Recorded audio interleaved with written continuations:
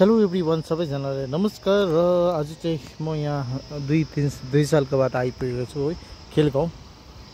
यहाँनिर चाहिँ अब खेलगाउँ अब मजाले नै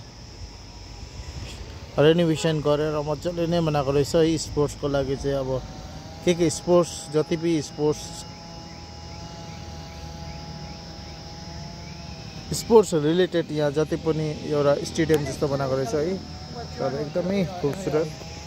एक टाइममा चाहिँ के हुन्थ्यो यहाँनिर भन्दा चाहिँ प्याराग्लाइडिङ हुन्थ्यो। यो चाहिँ अब हाम्रो सोकेथान हस्पिटल है, सिक्किमको अब टप हस्पिटल हो सोकेथान।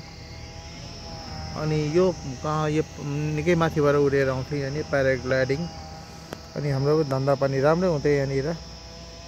तर अहिले यो खेलको रेनोभेसन गर्नुले गर्दाखेरि चाहिँ यहाँ एकदमै अब प्याराग्लाइडिङ चाहिँ क्लोज भएको रहेछ 2 सालदेखि 3 सालदेखि 2-3 साल।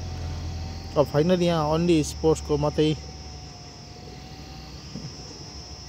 फेसिलिटी गरेको होला यहाँनिर। अन्त मजाको छ यहाँनिर। यो त अब अदमपुल रोड भयो है, राङ्का रोड।